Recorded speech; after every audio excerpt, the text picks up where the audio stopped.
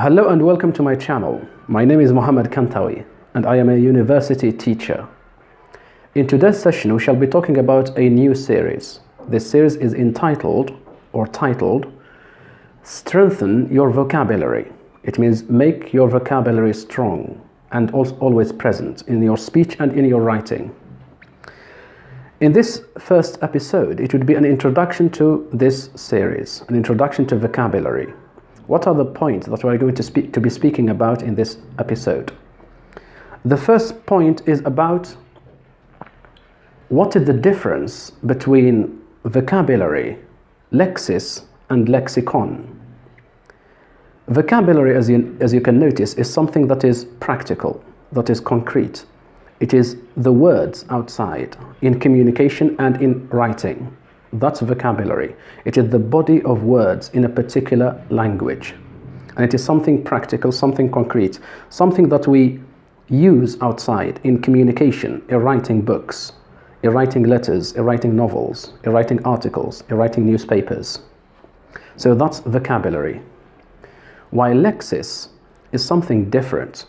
Lexis can be used to refer, in general, to refer to vocabulary, but sometimes it can be looked at as a part or a branch as opposed to syntax within language.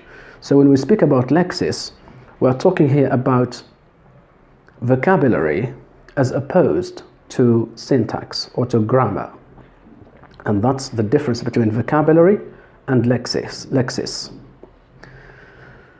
The last point within this first idea is about the lexicon or the lexicon. It has two pronunciations. You can say lexicon or lexicon.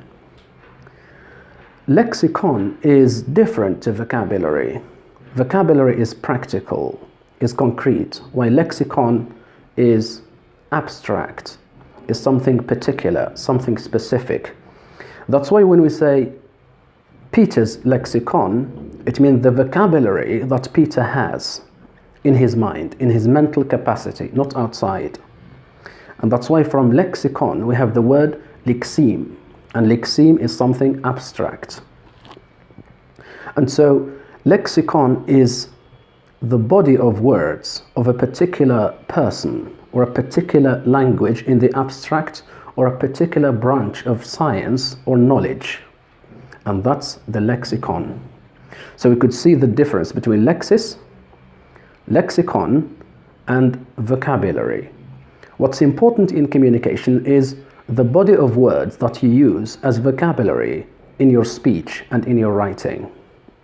What is inside you is called the lexicon. And what is dealt with within science and within knowledge is the lexis, when we study or learn or teach. So this is the first point about the difference between vocabulary and lexis and lexicon. The second point would be about why we should learn vocabulary. We want to learn vocabulary in order to be able to communicate well, to speak to people in a very effective way, to understand them when they speak to us. Because sometimes if I don't know some words, I cannot really understand the whole message. Now, sometimes you can understand from context, but oftentimes you don't understand if you don't know those words. So we learn vocabulary in order to be able to communicate well with people, and in order to understand them when they speak to us, and in order to understand the books we read. And in order to, when we understand the books we read, sometimes we can even memorize the vocabulary that are difficult to memorize. Not because we need them in our speech, but because we need to read books. And when we read books and encounter such a type of vocabulary, we are able to understand, we are able to make sense for ourselves. So this is the point about why we should learn vocabulary. The third point is about 6 ways to memorize a certain word or to remember a certain word in speech and in writing. There are 6 very, very fundamental and important ways to memorize and to use vocabulary. The first way is about imaging. So sometimes when you take a word from the dictionary, you try to relate that word to the image, to the mental image in your head. So you try to confabulate in your head that certain word about its meaning.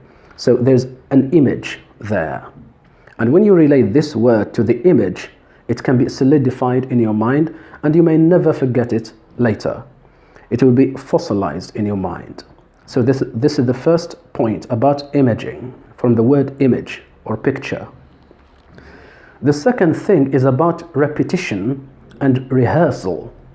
Now, sometimes when you take the dictionary or when you read books and you don't understand some words, you try to check that dictionary and go directly to the bathroom or to in any place in your house, maybe in your bedroom where you have the mirror, and stand in front of the mirror and repeat the word several times. Repeat it and rehearse it.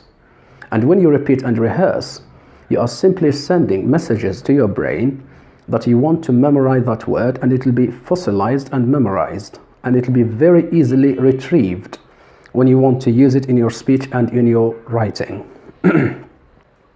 So that's the second point, repetition and rehearsal. The third point is about use. So sometimes some students and teachers take their dictionaries and they take new words, but because those words are not used or utilized in context, they become very dormant in their minds. They are not activated. They are not actuated. So to actuate a certain word, you have got to look for the best context, the most interesting context that can be used in.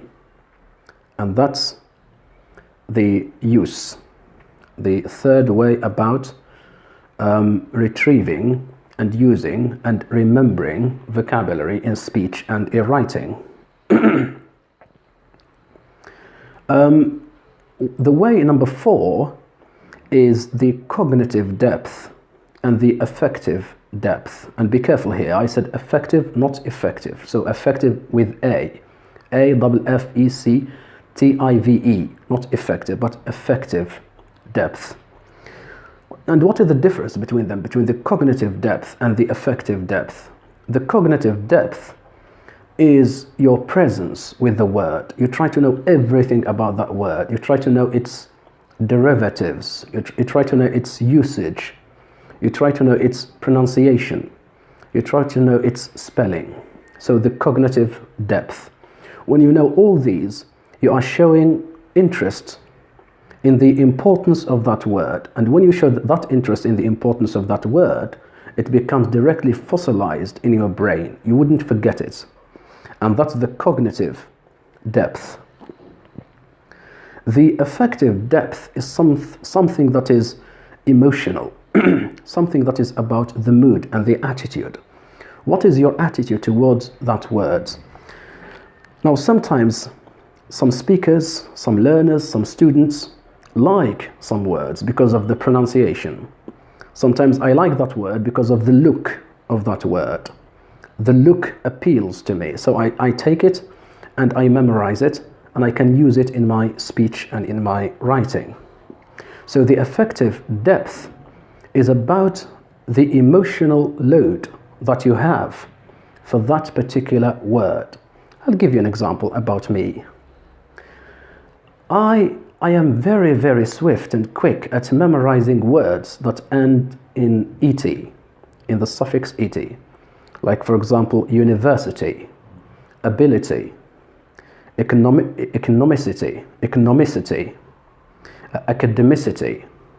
And I am very quick at memorizing the word that ends in acy, the suffix acy. It's very simple to memorize. Like, for example, the word accuracy, the word delicacy, the word predicacy. All these words can be memorized because I have an emotional feeling there towards that word, and I can take it directly, swiftly. The way number 4 is about motivation. you as a learner or a student, you should be motivated about that particular word. When I say motivation, it means about the amount of time that you spend with that word or words, different words. And when you specify a lot of time for a particular word, you are simply showing much interest in memorizing it, in retrieving it, in remembering it. And so it becomes so easy for you to remember and to retrieve and to use it in your speech and in your writing. And the last way would be about the attention and the arousal.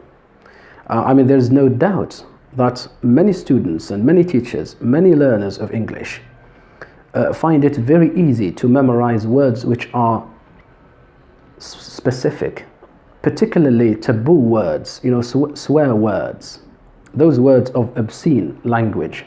They can be easily memorized, like the F word. We all know about it, and it's never forgettable. You cannot forget it. So the attention you pay to that word, you feel yourself very swift at memorizing it. And so it happens. We memorize a lot of taboo words. The moment we see them and see their meanings, our memories directly take them. And though we don't use them in our daily speech, but they are not forgotten because of that, load of attention and arousal. So these are the 6 ways of memorizing and remembering words. Let's repeat them. So the first one is about imaging. The second one is about repetition and rehearsal. The third is about use. The fourth is about the cognitive and the affective depth. The fifth is about motivation. And the sixth is about attention and arousal. These 6 fundamental important ways of memorizing and retrieving and remembering words. The last point in this episode is about why, or is about how a word can be difficult to memorize. There are different reasons that make a certain word difficult to memorize. The first reason would be pronunciation. Some students usually ask me about a pronunciation of a particular word. They find difficulty in pronouncing certain words, and so they feel demoted or demotivated to memorize that word. Let's take an example. The word, for example, megalomaniacal, or the word sadomasochistic. These, long words, they are difficult to pronounce. And so you have got to check the dictionary or the net for its pronunciation from the British side or the American side. The second one would be spelling.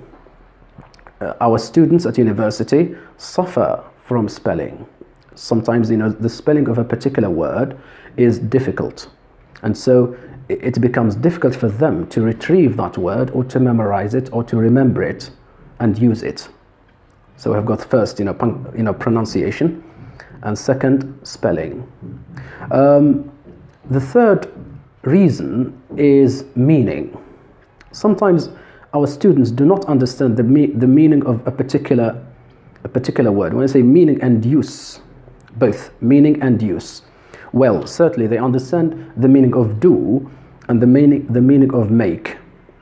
But sometimes they can't make a difference between using do and using make.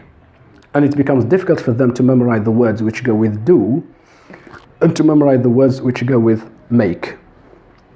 The last point is about length, the length of the words. When I say length, it means this sesquipedalian words are difficult to memorize. Let's take some examples. The word, for example, anthropocentrism. Anthropocentrism is a long word, and sometimes it's difficult for you to memorize it. And if you memorize it, it will be difficult for you to spell it. And if you spell it well, it will be difficult for you to pronounce it. And so you have got to have all these to spell it well, to pronounce it well, and to use it well. If we add a certain suffix or a certain prefix to the word anthropocentrism, like D, we would say de-anthropocentrism. and it is a longer, even a longer word. And it's certainly difficult for some students to memorize or to use. So these are the 4 reasons why a certain word is difficult to memorize or to use. We have got pronunciation, we have got use, we have got length, and we have got meaning and use together. So we have got 4 reasons why a certain word is difficult to memorize or to use or to retrieve or to remember. So that's it. Those are the points that I wanted to speak about in this episode as an introduction to vocabulary. And this is only part 1 for this episode. We have part 2 in the coming session. See you in my next session. Thank you so much. Goodbye.